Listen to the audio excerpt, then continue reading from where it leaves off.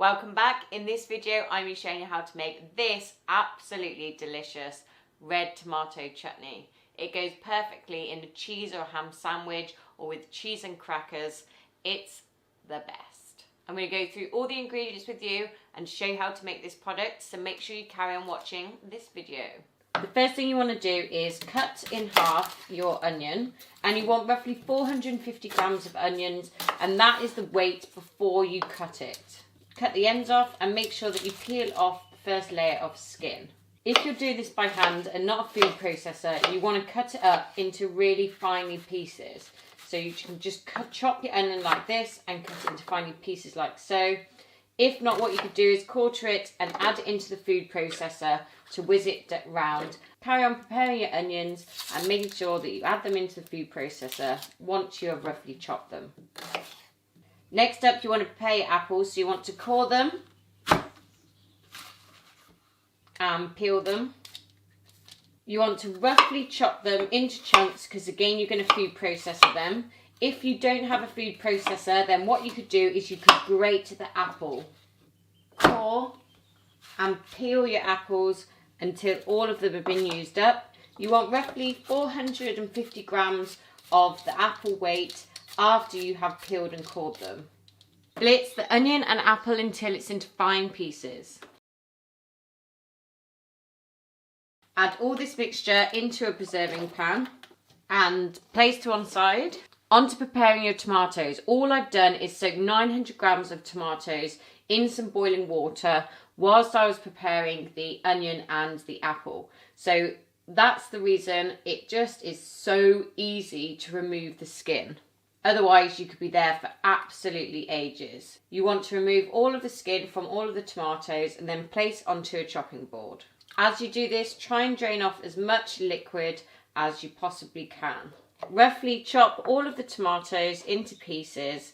Yes, it will get very messy on your chopping board and there'll be a lot of juice on the inside, but try and just keep going, it doesn't matter, and add them into the preserving pan when you can. Any hard bits that you can feel in your hand, you want to remove those. And then every now and again, get your board and just drain off all of this juice into the pan. Keep going with this until all your tomatoes have been used up. Add 300 grams of roughly chopped sultanas into the preserving pan, a heaped half a teaspoon of mixed spice, and a heaped half a teaspoon of ginger. Add in 250 grams of demerara sugar and 50 grams of granulated sugar, and 450 ml of malt vinegar. If you need any of the conversions, they will be in the description. Give the mixture a really good stir and you want to put onto a medium to low heat.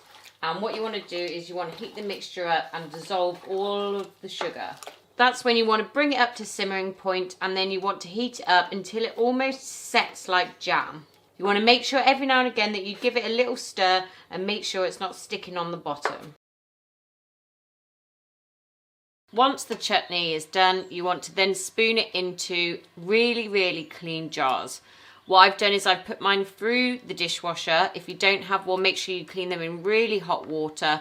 And then also what I've done is I've heated them up in the oven and just let them sterilize even further. I've let them cool slightly, but they're still hot. That's why I'm holding them with a tea towel. Fill the jar right to the top and then place a waxed paper disc on top. Wipe any excess chutney off the edges of the jar or the sides that have spilt over.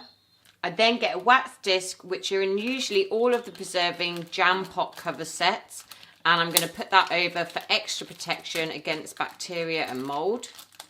I'm then going to place the lid onto the chutney and screw it on tightly. Carry on doing this until all of your chutney has been used up. The amount of jars that you'll need will vary depending on what jars you use. I like to recycle mine, so I use all different shapes and sizes. On some of them, if you get an air bubble, you just want to lightly tap it on the work surface. I really recommend that you do seal it with something, so you can just use a wax disc or you can just use this plastic disc.